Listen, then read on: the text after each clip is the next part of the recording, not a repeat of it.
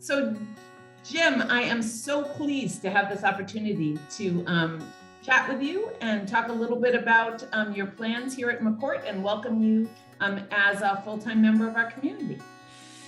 I feel so warmly welcomed, I must say. Well, that's wonderful. Can you share a little bit more about your work and what inspired you to come to McCourt? I've been teaching here one course a year for about 10 years. And I'm now, even though I'm full-time and professor to practice, and the two great loves of my life, the two great passions, are the words faith and justice.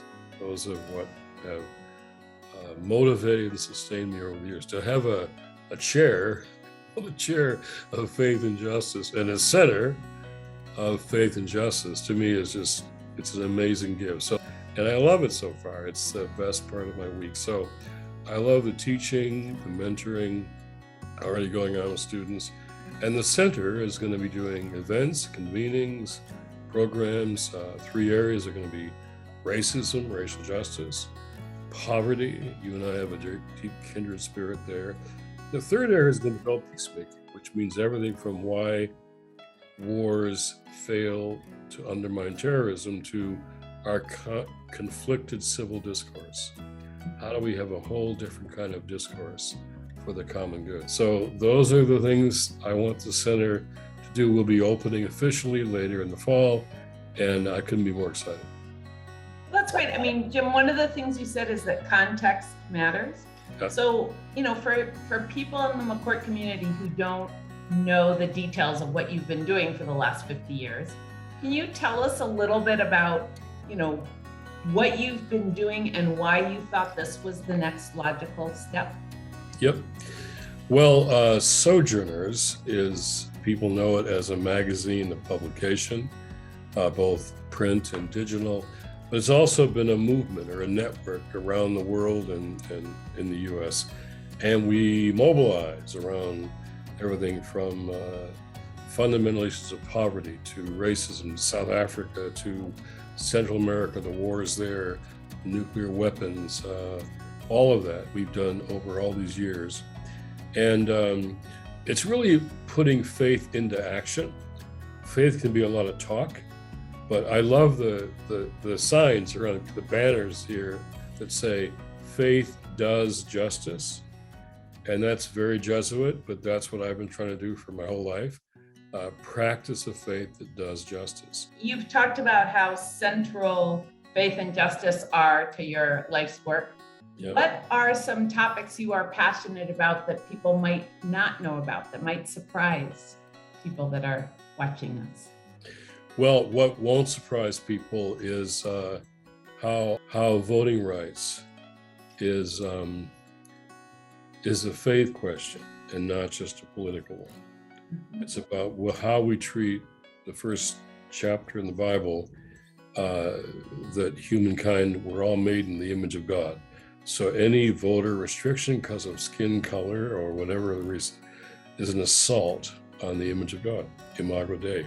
So I want to bring theology into that. They may not know that I was a Little League baseball coach for 22 seasons, 11 years, both my boys who play college baseball, and I love baseball. My wife Joy would hang out the sign of saying, "This household has been interrupted by the baseball season." so I love all of that. I'm really curious. You've mentioned a couple times the role of faith and the role of advocacy in political issues and voting rights and other things. And I expect that some people affiliated with McCourt, which is really a policy school, right, even at a Jesuit institution, would step back and say, well, does this really belong in a policy school? Does a perspective based in faith, does somebody who cites the Bible as kind of a touchstone, where does that fit in a policy school that is perhaps better known for its quantitative skill building and things like that? So how would you answer somebody who asked that question? What is core for me about public policy is ethics, whether it's religious or not. My students, they come from all different religious traditions. They're Christian, Catholic, evangelical, Black church, Jewish, Muslim, or nothing at all. In fact, the largest growing denomination in the country is those who check none of the above. They're called the nuns, the N-O-N-E-S. My audiences around the country are full of nuns. Now, I like the other nuns too. They're great. And a lot of those are here at Georgetown. In fact, when I used to go out speaking when I was very young, starting out, there'd be 2 rows of Catholic sisters in the front row.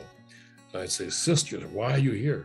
They would say, well, Jim, we're local. I'd say, yeah, but why are you here? Well, this is a very conservative place. And we thought somebody should have your back. So I had nuns as bodyguards for years. So I love the nuns, but I love the N-O-N-E-S too, because no matter what they believe religiously, they're drawn to something larger than themselves. They want something that is really goes beyond our individual needs and interests toward the common good.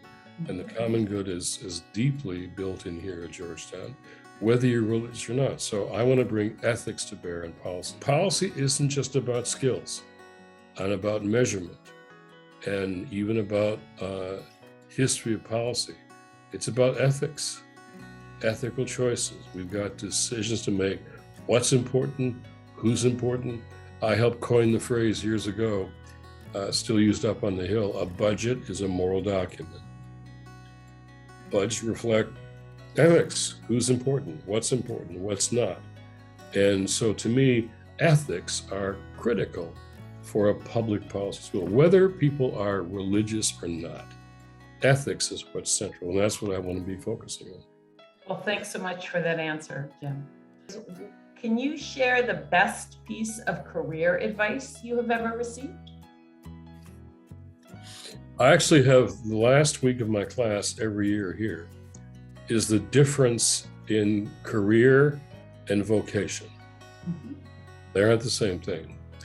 Career, and I taught at Harvard before coming here, and career is often your skills, your assets, your resume, where your niche on the ladder of success will be, and how high you can start on that ladder, particularly at places like Harvard and Georgetown. Niche, skills, access. I think vocation is about what I would say, not just skills, but gifts. People say, what do you mean gifts? Well, what do you lose track of time when you're doing? Lose track of time. What are you really good at? What are those deep down things that are core to who you are? Where your gifts meet the crushing needs of the world, that's your vocation. I'm bold enough to say to Harvard and Georgetown students, they expect smart people like you to run the systems of the world. I think you're smarter than that and better than that. I want you to change the systems. And that means people like Harvard and Georgetown decide to change systems, not just find their niche in them. Thank you for that. Wonderful to talk with you today, and it's great to have you on campus. And I know that you are talking with me from your office that's in McGuire. So I want to let all of the students who might be listening to this and our colleagues know that you and the Center for Faith and Justice are right next door to GU Politics, which is a great neighbor for you to have in McGuire until we all move downtown. And it's great to have you here. Thanks, Jim.